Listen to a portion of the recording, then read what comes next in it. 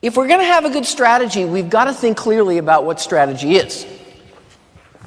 And we've got to separate strategy from the other kind of goals and objectives and issues that managers often think about. Inilah Michael Eugene Porter, seorang ekonom dan profesor di Harvard Business School, dan sang pakar strategi bisnis yang terkenal di dunia. Michael Porter ini lahir pada tanggal 23 Mei 1947 di Ann Arbor, Michigan, Amerika Serikat. Porter ini adalah salah satu tokoh paling berpengaruh dalam bidang manajemen dan juga strategi bisnis. Banyak sekali karya-karyanya yang telah memberikan dampak besar pada bagaimana perusahaan dan negara itu mengembangkan strategi mereka. Ini adalah salah satu karya yang paling terkenal dari Porter, yaitu The Competitive Advantage of Nation, di mana dalam buku ini Porter memperkenalkan teori klaster yang menjelaskan bagaimana perusahaan yang berlokasi dalam klaster geografis tertentu dapat mencapai keunggulan kompetitif. Selain itu, dalam buku ini pun Porter menganalisis faktor-faktor yang menentukan keberhasilan ekonomi suatu negara. Poin penting dari buku ini adalah konsep klaster dan peran geografis dalam meningkatkan produktivitas dan inovasi, dan faktor-faktor yang mendukung keunggulan kompetitif nasional seperti kondisi faktor produksi, permintaan domestik, dan persaingan antar industri. Alasan dibuatnya buku The Competitive Advantage of Nation ini adalah sebagai upaya Michael Porter untuk menjawab pertanyaan mengapa beberapa negara mampu mencapai keberhasilan ekonomi yang berkelanjutan dan mengapa negara yang lainnya tidak. Cluster teori atau teori cluster. Dalam buku ini merupakan salah satu kontribusi utama di mana teori cluster ini menguraikan bagaimana perusahaan yang berlokasi dalam klaster geografis tertentu itu dapat mencapai keunggulan kompetitif melalui sinergi dan inovasi yang dihasilkan dari kedekatan fisik dan interaksi yang intensif. Klaster ini adalah pengelompokan geografis dari perusahaan-perusahaan, pemasok, institusi terkait, dan lainnya dalam bidang tertentu yang saling berhubungan dan juga mendukung satu sama lain. Contoh dari klaster teori ini yaitu ada klaster Hollywood untuk industri film, ada klaster Silicon Valley untuk industri teknologi, dan juga klaster Wall Street untuk industri keuangan.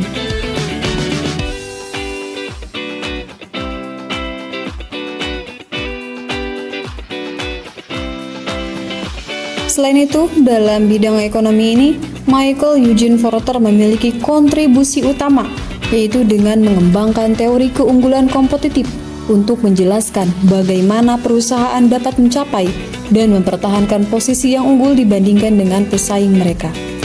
Teori ini juga terutama diperkenalkan melalui buku-buku karyanya, seperti Competitive Strategy di tahun 1980 dan Competitive Advantage yaitu di tahun 1985. Inti dari teori ini adalah bahwa perusahaan dapat mencapai keunggulan kompetitif melalui strategi yang tepat dan pemahaman mendalam tentang industri dan pasar mereka. Dari teori keunggulan kompetitif ini, Michael Porter mengembangkan beberapa model. Yang pertama itu model 5 kekuatan Porter atau Porter's 5 Force. Model 5 kekuatan Porter ini adalah alat yang digunakan untuk menganalisis struktur industri dan juga tingkat persaingan dalam industri tersebut. 5 kekuatan ini membantu perusahaan untuk memahami faktor-faktor yang mempengaruhi profitabilitas dan juga daya tarik suatu industri. 5 kekuatan tersebut yaitu yang pertama, ancaman pendatang baru atau threat of new entrants. Pendatang baru itu dapat mengurangi profitabilitas industri dengan memperkenalkan kapasitas baru dan menurunkan harga. Dan beberapa faktor yang mempengaruhi ancaman ini termasuk hambatan masuk seperti skala ekonomi, diferensiasi produk, kebutuhan modal, akses ke saluran distribusi, kebijakan pemerintah, dan juga kurva pembelajaran. Contohnya seperti industri farmasi yang memiliki hambatan masuk yang tinggi karena biaya penelitian dan pengembangan atau R&D yang sangat besar serta regulasi ketat dari Badan Pengawasan Obat. Selain itu, ada juga Starbucks yang memiliki hambatan masuk yang cukup tinggi karena pengenalan mereka yang cukup kuat, skala ekonomi yang besar, dan juga jaringan distribusi yang luas. Kekuatan yang kedua yaitu daya tawar pemasok atau bargaining power of supplier. Pemasok yang kuat itu dapat menekan margin keuntungan perusahaan dengan menaikkan harga bahan baku atau menurunkan kualitas produk atau layanan. Dan kekuatan pemasok meningkat jika mereka lebih terkonsolidasi, tidak tergantikan, atau jika produk mereka sangat terdiferensiasi. Jika pemasok memiliki sedikit pesaing dan produk mereka sangat terdiferensiasi, atau jika biaya peralihan ke pemasok lain tinggi, maka daya tawar mereka akan kuat. Contohnya seperti di industri pesawat terbang, pemasok seperti Rolls-Royce yang menyediakan mesin pesawat memiliki daya tawar yang tinggi karena hanya ada beberapa pemasok mesin pesawat yang berkualitas tinggi saja. Kekuatan yang ketiga yaitu daya tawar pembeli atau bargaining power of buyers. Pembeli yang kuat dapat menuntut harga yang lebih rendah, kualitas yang lebih tinggi, atau lebih banyak layanan, sehingga meningkatkan biaya dan menurunkan profitabilitas. Kekuatan pembeli itu meningkat jika mereka membeli dalam jumlah besar. Produk yang mereka beli adalah komoditas, atau mereka memiliki kemampuan untuk melakukan integrasi ke belakang. Pembeli juga memiliki daya tawar tinggi jika mereka membeli dalam jumlah yang besar, atau jika ada banyak alternatif produk yang serupa. Contohnya nih, seperti retail besar, yaitu Walmart dan Amazon, yang memiliki daya tawar yang tinggi terhadap pemasok karena mereka membeli dalam volume besar dan memiliki banyak alternatif pemasok. Kekuatan selanjutnya yaitu ancaman produk atau jasa pengganti, atau yang disebut juga dengan trade of substitute products of service. Keberadaan produk atau jasa pengganti itu dapat menggantikan produk industri yang dapat membatasi harga yang dapat dikenakan dan mengurangi profitabilitas. Ancaman pengganti ini meningkat jika produk pengganti menawarkan nilai yang lebih baik atau jika biaya peralihan ke produk pengganti rendah. Produk pengganti yang memenuhi kebutuhan yang sama dengan cara yang berbeda dapat mengancam industri, dan biaya peralihan yang rendah juga meningkatkan ancaman ini. Contohnya nih dalam industri surat kabar tradisional yang menghadapi ancaman signifikan dari media digital dan juga platform berita online. Kekuatan yang kelima yang terakhir yaitu persaingan antar pesaing yang ada, atau yang disebut juga dengan rivalry among existing competitor. Tingkat persaingan antar perusahaan yang ada dalam industri mempengaruhi profitabilitas. Persaingan meningkat jika terdapat banyak pesaing yang seimbang dalam kekuatan. Tingkat pertumbuhan industri yang rendah, biaya tetap tinggi, atau jika produk kurang terdiferensiasi. Tingkat persaingan yang tinggi biasanya terjadi di industri dengan banyak pesaing yang seimbang dalam ukuran dan kekuatan. Pertumbuhan industri yang rendah dan juga produk yang tidak terdiferensiasi. Contohnya yaitu seperti di industri penerbangan, dikenal dengan persaingan yang sangat ketat karena banyaknya maskapai penerbangan yang bersaing untuk pelanggan yang sensitif terhadap harga. Model yang kedua yaitu strategi generic Porter, atau yang disebut juga dengan Porter's Generic Strategies. Porter ini juga mengidentifikasi 3 strategi generik yang dapat digunakan perusahaan untuk mencapai keunggulan kompetitifnya. Apa saja ketiga strategi generik tersebut? Yang pertama yaitu kepemimpinan biaya atau cost leadership. Strategi ini melibatkan efisiensi operasional, pengendalian biaya yang ketat, dan juga skala ekonomi. Perusahaan yang mengejar strategi ini berfokus pada efisiensi operasional, kontrol biaya yang ketat, dan skala ekonomi untuk menjadi produsen yang dengan biaya yang rendah. Contoh dari cost leadership ini, yang pertama yaitu Walmart. Walmart ini menggunakan skala besar dan efisiensi operasional untuk menawarkan harga yang sangat kompetitif. Contoh yang kedua yaitu IKEA. IKEA ini mengurangi biaya dengan desain modular dan produksi massal, serta menggunakan bahan baku yang murah dan juga efisien. Strategi yang kedua yaitu diferensiasi. Diferensiasi ini menawarkan produk atau layanan yang unik dan berbeda dari pesaingnya. Dalam strategi ini melibatkan inovasi, kualitas produk yang lebih tinggi, ataupun layanan pelanggan yang lebih unggul. Dalam penerapannya, perusahaan yang mengejar strategi ini menawarkan produk atau layanan yang unik dan juga bernilai lebih tinggi dibandingkan pesaingnya, sehingga memungkinkan mereka untuk mengenakan harga premium.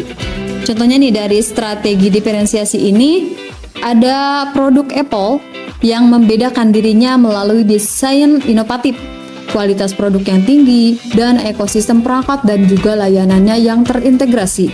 Contoh yang kedua, ada Nike.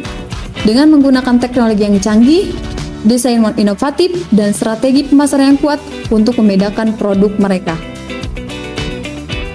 Strategi yang ketiga yaitu fokus. Fokus ini mengkhususkan diri pada segmen pasar tertentu atau niche.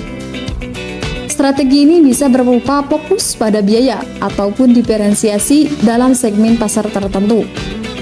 Contohnya seperti Rolex yang berfokus pada segmen pasar jam tangan mewah yang menawarkan produk dengan kualitas tinggi dan juga status prestisiusnya.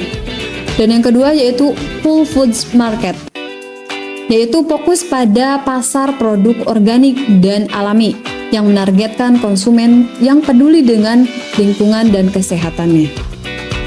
Model yang ketiga yaitu adalah analisis rantai nilai atau value chain analysis.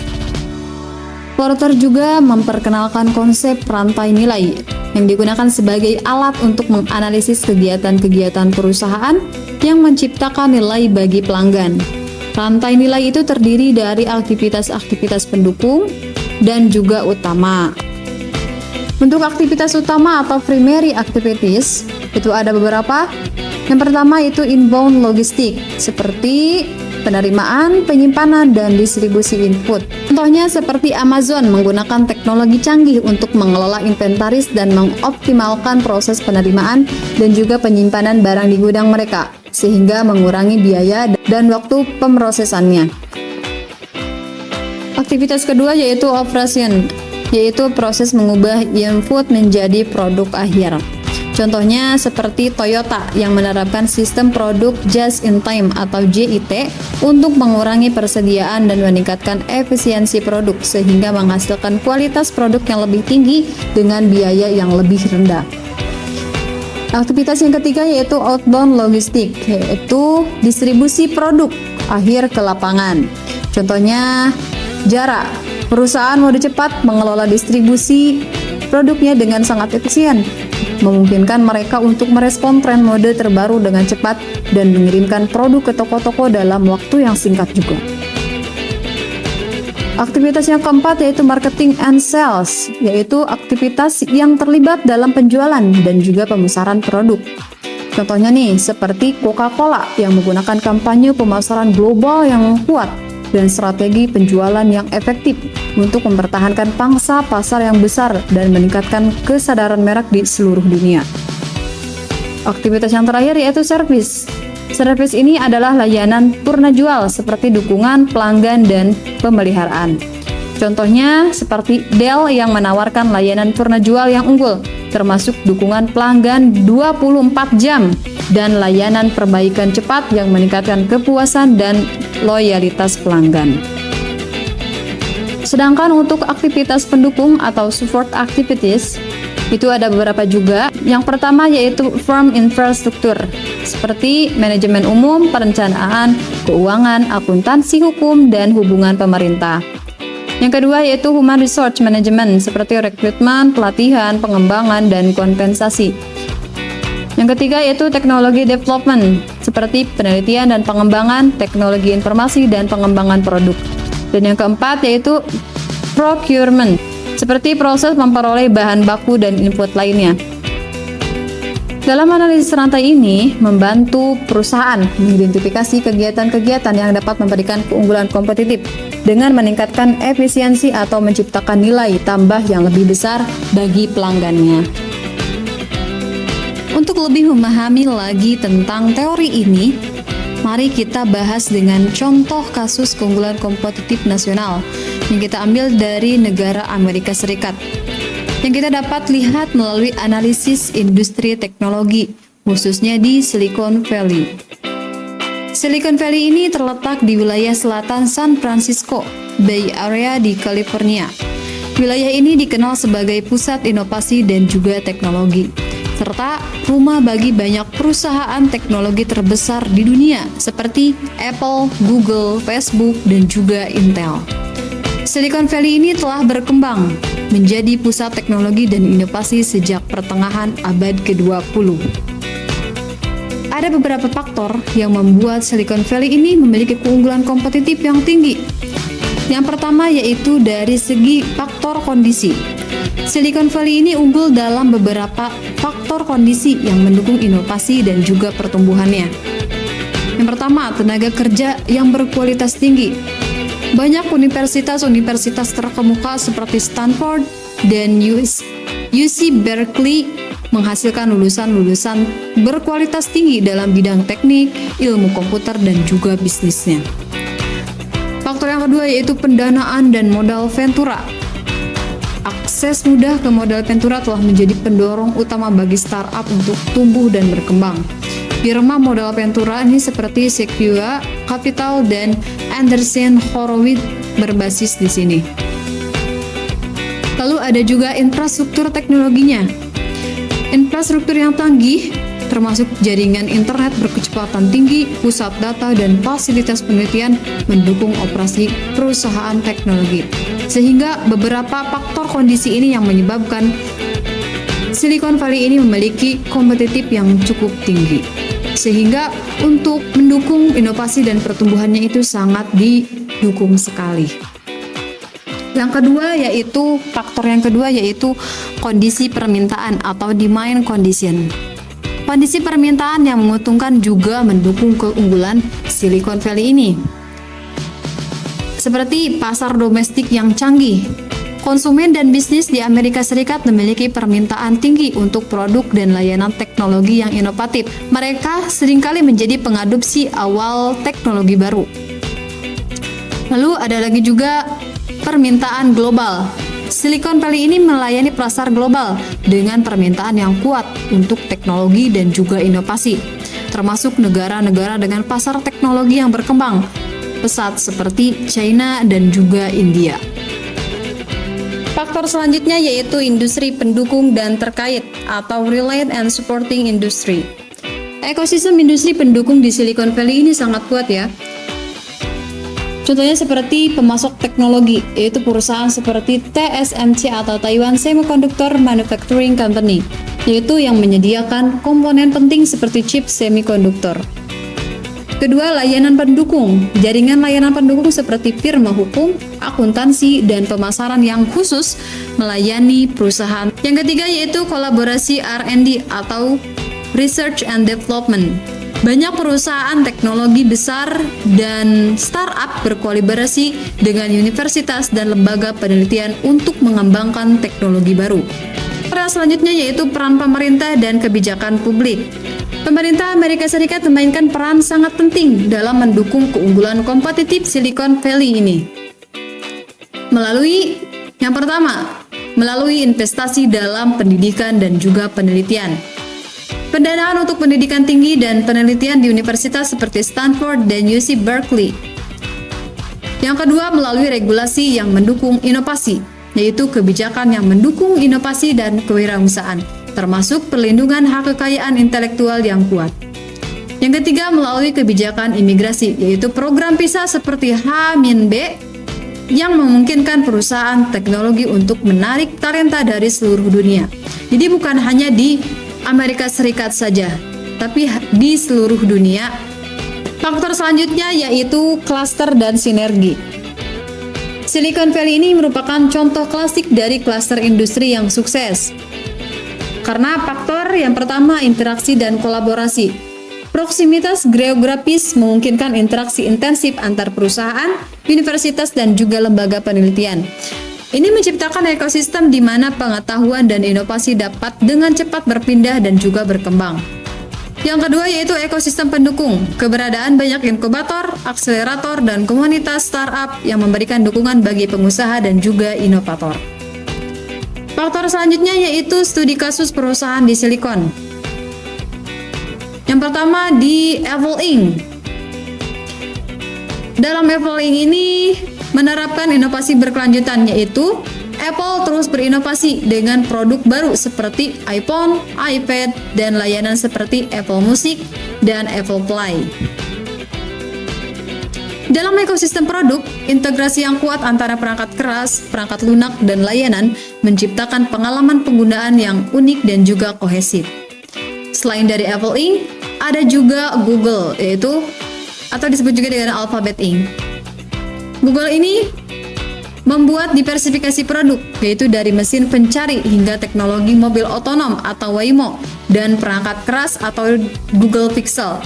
Google terus memperluas portofolio produknya. Yang kedua, kultur inovasinya. Google ini dikenal dengan 20% time policy atau 20 time kebijakan, di mana karyawan didorong untuk menghabiskan waktu mereka untuk proyek-proyek inovatif di luar tugas utama mereka. Selain dari Apple Inc. dan juga Google, ada juga Tesla Inc. yaitu dalam Tesla Inc. yaitu menggunakan disrupsi industri otomotif. Tesla merombak industri otomotif dengan kendaraan listrik dan teknologi otonomnya.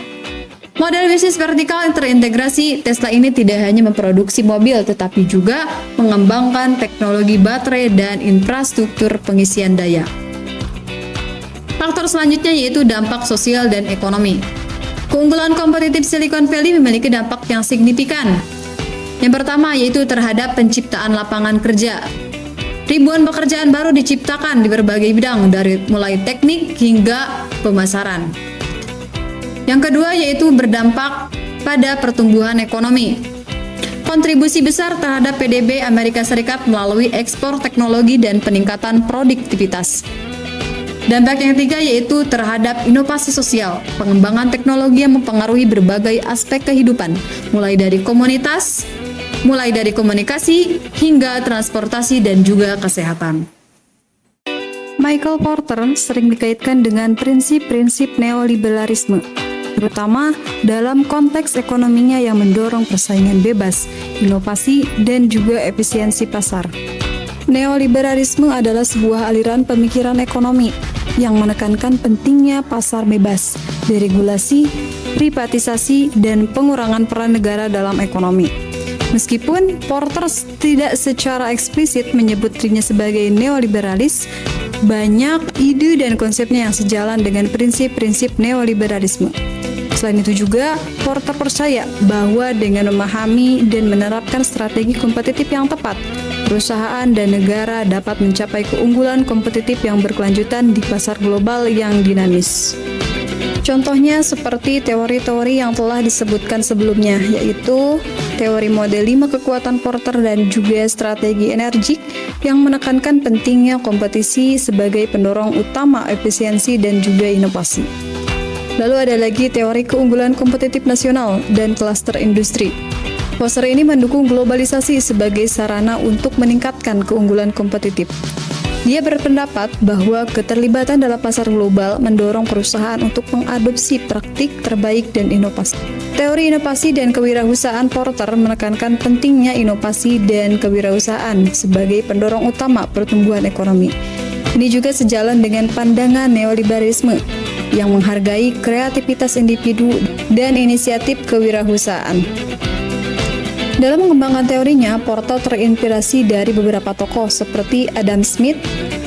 Adam Smith ini dikenal sebagai bapak ekonomi modern yang memperkenalkan konsep invisible hand atau tangan tak terlihat yang menggambarkan mekanisme pasar bebas yang mengarahkan ekonomi ke efisiensi optimal melalui tindakan individu yang berusaha memaksimalkan keuntungan pribadi. Ide Smith ini tentang pentingnya persaingan dan efisiensi pasar bebas dapat dilihat dalam fokus Porter pada analisis kompetitif dan efisiensi pasar dalam kerangka kerjanya, seperti model 5 kekuatan dan strategi generik. Tokoh yang kedua yang menginspirasi Porter yaitu David Ricardo. David Ricardo ini adalah seorang ekonomi klasik yang terkenal dengan teorinya tentang keunggulan komparatif dan distribusi ekonomi. David Ricardo ini mengembangkan teori keunggulan komparatif yang menyatakan bahwa negara harus memproduksi barang dan jasa yang dapat mereka hasilkan dengan lebih efisien dibandingkan dengan negara lain. Porter memperluas ide keunggulan komparatif dengan fokus pada bagaimana perusahaan dan negara dapat menciptakan dan mempertahankan keunggulan kompetitif melalui inovasi, strategi, dan peningkatan produktivitas. Meskipun konsep keunggulan kompetitif lebih luas dan mencakup berbagai faktor selain efisiensi biaya, ini dari ide Ricardo tentang spesialisasi dan efisiensi tetap relevan.